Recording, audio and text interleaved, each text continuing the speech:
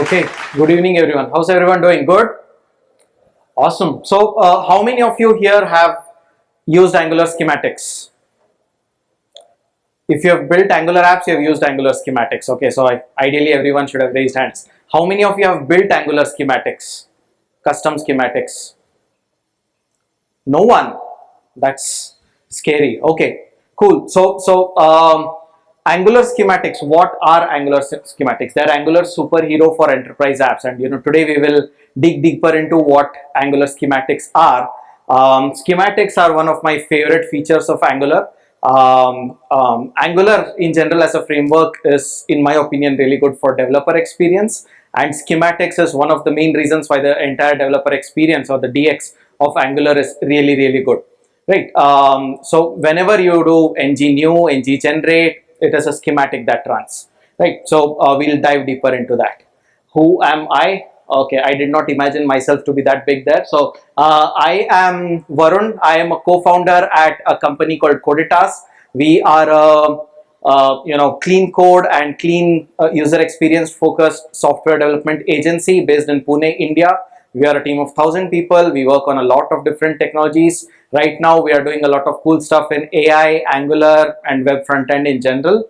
I'm also the organizer of NG Pune. So a lot of people from NG Pune are also here. So I organize a lot of meetups, Angular meetups in NG Pune. You can connect with me all over social media. My social media handle is Varun1505 across almost all the social media platforms. So you can connect with me there.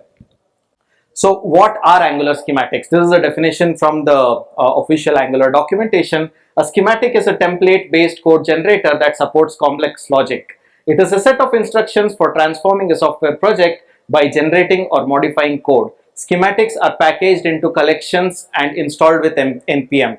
Now I can see you all go like, huh? What is that? Right. So I think let's just get into the code. You're all developers here. Like, do you all agree? Should we get into the code? Awesome. Cool. So, okay.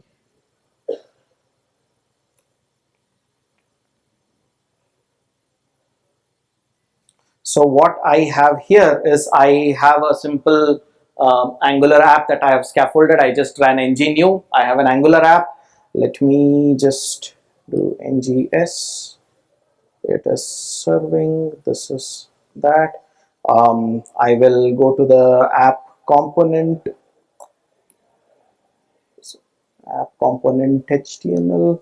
I'll remove everything. I'll just do a h2 hello ng India, right? So I just did this and we have hello ng India. Now this UI does not look very good. I want to include Angular material into my app. How many of you here have used Angular material? Awesome. Lot of you, almost all of you. Excellent. So how do you add Angular material to a project? Ng add, right? So let's go to my terminal. I'll create a new terminal. I'll run ng add at angular slash material.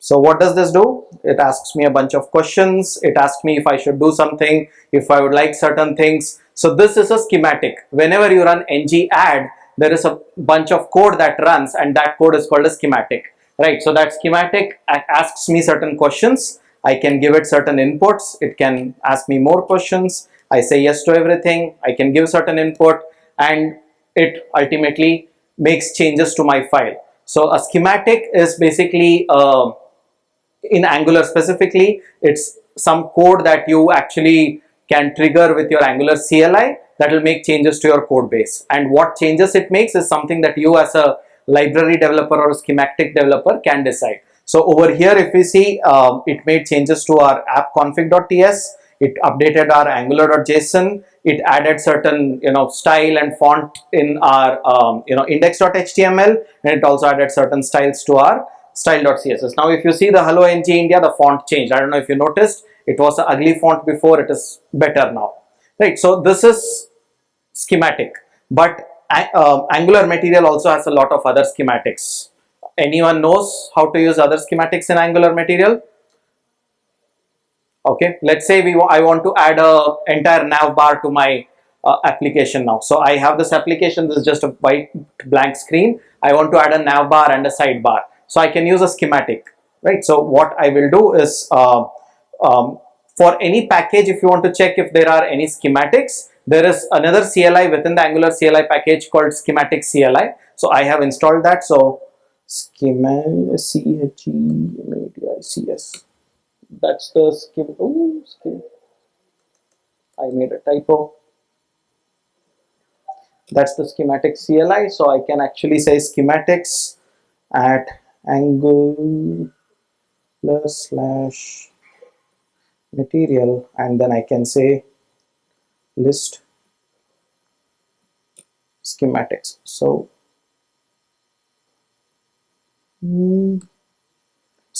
list, spelling this wrong.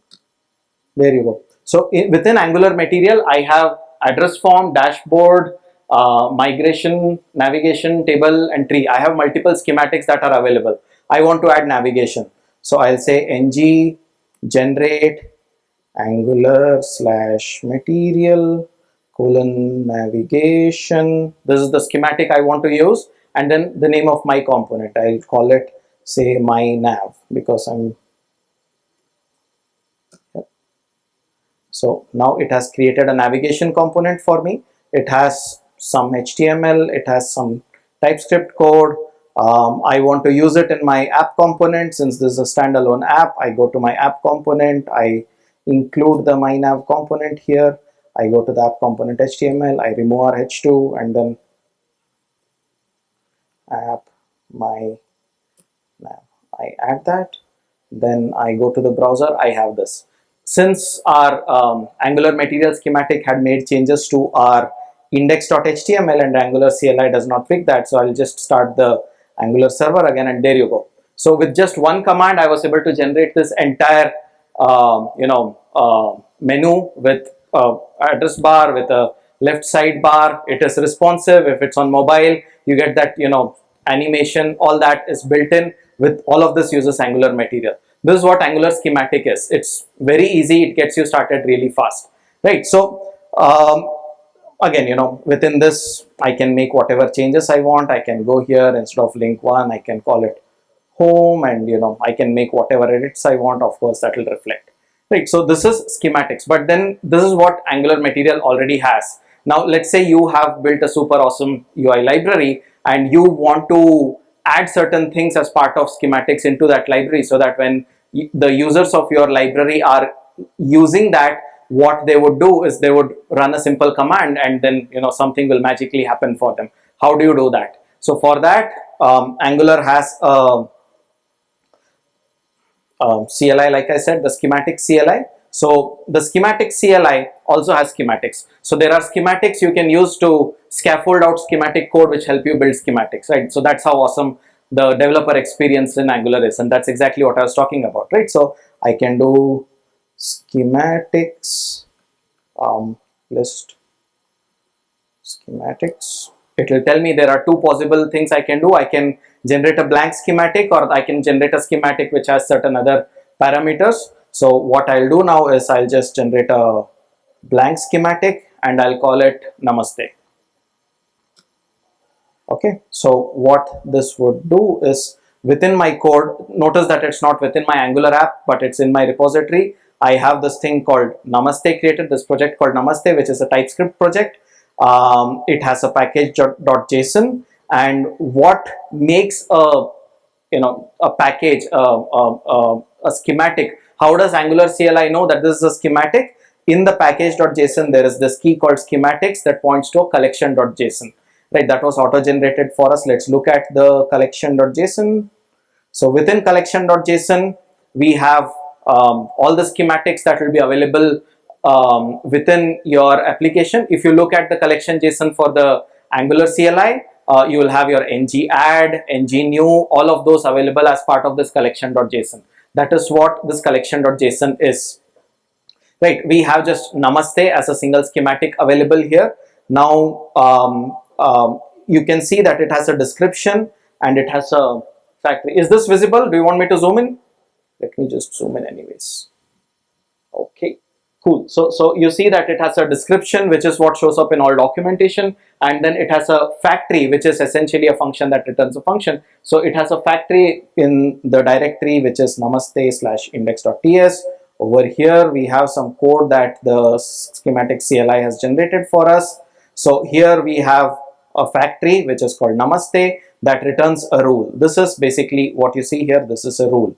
Right, so a rule basically takes a tree and some context. It can make changes to the tree. The tree is your entire file structure. Wherever you're running your CLI command, the entire folder structure of that particular project is something you get as a tree, and you can make changes to the tree, and then you can commit those changes, and those changes will reflect in the file. And we'll do that right now. The context is the context in which it is running, so you get access to the logger and everything else as part of the context. That's what the context is. So here what we will do is tree dot, yeah, there you go. Instead of import, let's just add a console log statement.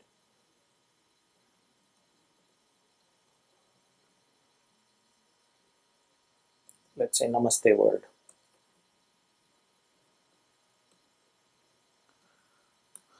Okay, so instead of this file name, I'll just call it namaste.ts. So what we are saying is, we are asking the tree to create a file called namaste.ts, and we are asking it to put some console log statements within the file, right? So my schematic is ready. I can straight away use it. So over here, let me go into the folder schematics. Since we are in the current folder, dot, and within that, if I say list schematics, you see I have the namaste schematics. And then I can an error occurred. Collect. Oh, okay. I did not build my code. TypeScript. We are so used to Angular that we forget that we need to build. Okay, so I'll add a build watch. So ATCH. There you go. So since it's a TypeScript project, we have to build it. It gives us a build command, but I want to watch it because of the changes that we'll be making right now. So I just added that. I go to my terminal, npm run build watch. Okay, it has now built it. Now if I run my, oh, there's an error again. Okay, I need to be in the folder, sorry. There you go. NAMSTE, and whoo, we have it. Okay, finally. Thank you. But where is that file? Da -da -da -da. It must be within this. Oh, okay. So schematics, the CLI always runs in debug mode. So I have to do debug equal to false. And there you go. It creates my file, and we have console log namaste world.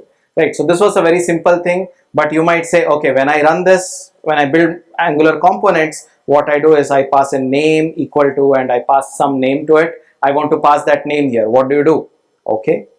So to do that, let us go back to our schematic code. So this options that you see here, this options actually gives you all the CLI parameters that you pass in. So instead of saying hello namaste world here we'll say namaste and options dot name, right? So here now our TypeScript is running. Let me delete this file because that will throw an error saying the file already exists. Now I go here and I say name equal to, who do you want to say namaste to? ng India. I hit enter. I look at my file. It says namaste ng India. Right. So this is how the entire schematic framework is. So whatever parameters you pass through the CLI, you get it as part of that parameters, and then you can just use it within your code to generate components, right? So this is a very simple example. You might say, okay, this is fine, but let's actually build a component. So let's actually build a simple component and see how a ng generate component kind of a schematic would work, right? So what I will do for that is we generally have templates. So I'll put it in a folder called files. Okay, and I will create a new file. There we go. Right click, new file. Let's call it namaste, and then I'll use a very specific format here because let's say if you pass the name as ng India, we want the component to be called namaste ng india.component.ts, right? So I say namaste name at dasherize underscore underscore dot component.ts. Okay, so I'll explain to you what dasherize is. Dasherize is a utility function that the schematic framework provides, which will convert any name that you provide to a dash dash case name, right? So it will also make changes to the file name for us, right? So so I have created this file. Now within this file I have a simple, this is a simple Angular component, a simple standalone component. Here for the selector name, I will do this. So whenever within a template in a schematic you want to print something, you just use this particular symbol, the Angular brackets percentage equal to, it will print that, and then I'm dasherizing it again. So if we pass in ng India, then this will be called ng dash India. So I'll call the selector app dash dasherize name. The template can show the title, and within the title again I'll say classify name works, and even the component name we need to change to namaste ng India. So even the component name I'll change to equal to classify name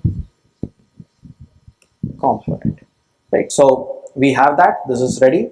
Now the template is ready. So what we are doing is we have said the selector should have the name that we passed from the CLI.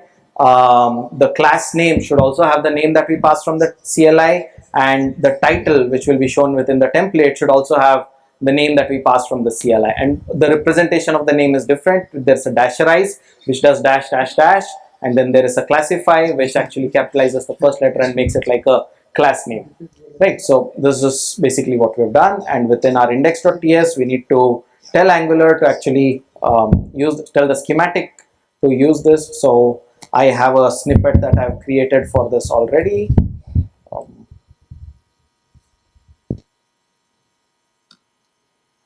Okay, so I'll walk through this code. We have to add all the inputs. I wonder why it's not. Okay, so sometimes you just have to add the schematics package. Let me just very quickly.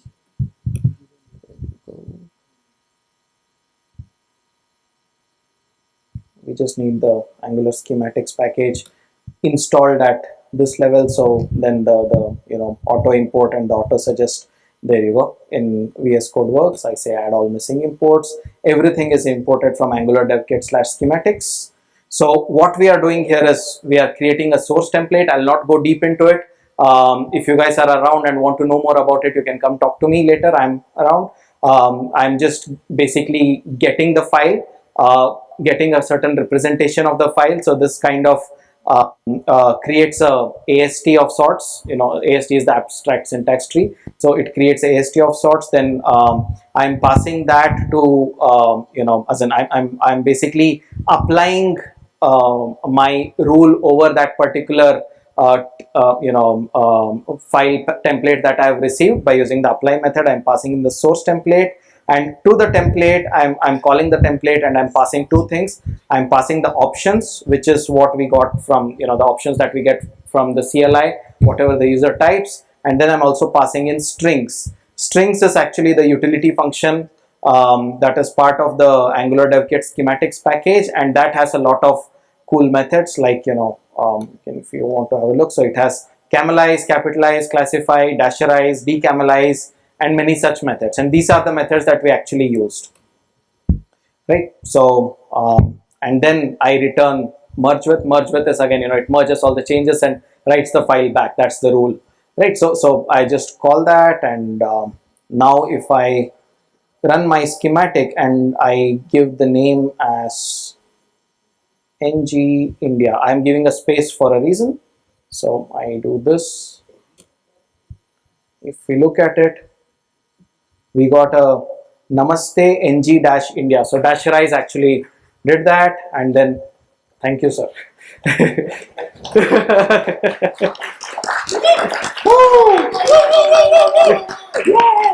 Okay, so we actually generated this entire component using schematic, and this is just a very simple thing. This was just a simple component created. So if you think about it, the dasherize actually made ng dash India, the classify made it ng India, n capital, I capital, and that's how the entire thing got created. This is what happens when you do a ng generate component, something a little more complex, but largely this is the mental framework in which it works.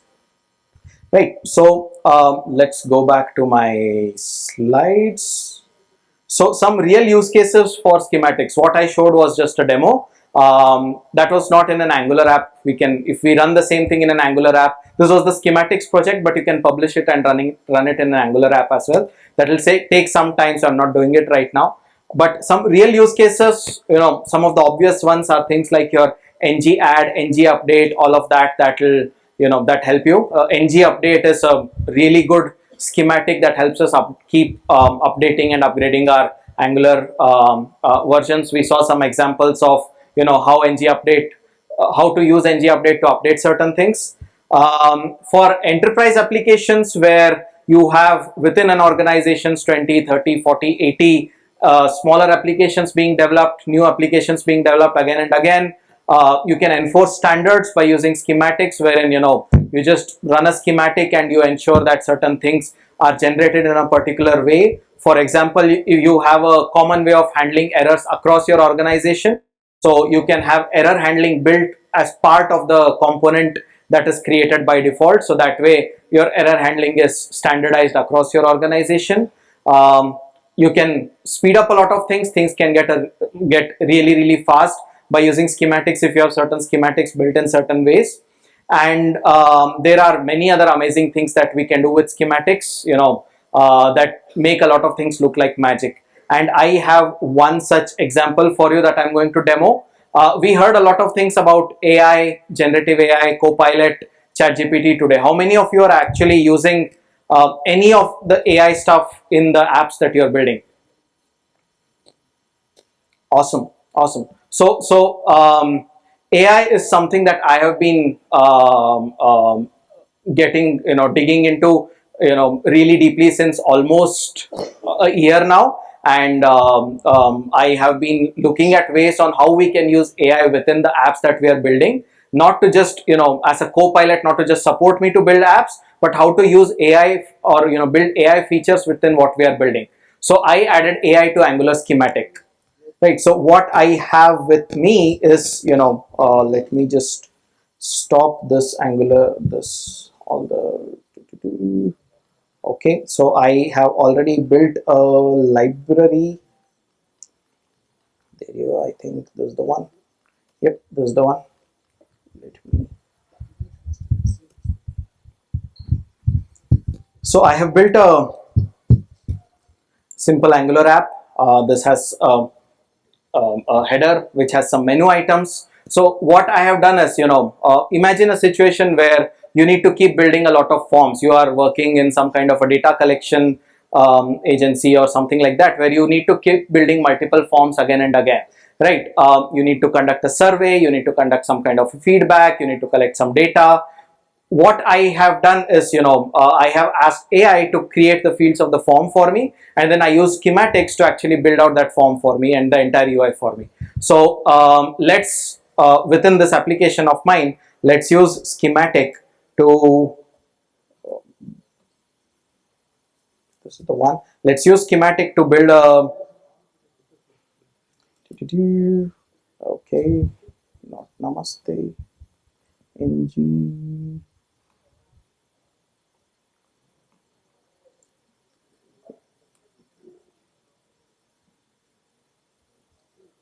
Let me just go to that command. Give me a minute. Yeah, that's the one. Let's build a feedback form to collect feedback for the NG India event, right? So I say NG India, then it will ask me a question. What is this form for, right? So I can say collect feedback for NG India Dev Conference. So what I'm doing here is, the schematic makes a API call to ChatGPT. It asks it, hey, I need to create a feedback form. What are the fields I should have as part of my form? I get back certain, form fields that I need to have as part of the form. Then I pass it to Angular schematic. I create an entire form component out of it. Then I also use a schematic to add an item to my navbar. And when I click it, I go there and then it says, okay, full name, email address, rate the overall satisfaction on a scale of 1 to 10, any additional comments and things like that. So this form, the entire field list is completely generated by AI. There was no human involved in thinking what are the fields I should create for this form. In reality, would this work? Probably not. But I just wanted to show it to, explain to you what is actually possible when you actually think about combining developer experiences with AI, right? You can have something like as simple as this embedded deep into your Angular schematic workflow. Yeah. With that, I'll end my session. That's all I have. Thank you very much. I hope you really like what I spoke about. I'm around. Come say hi, and thank you for cheering, and thank you very much.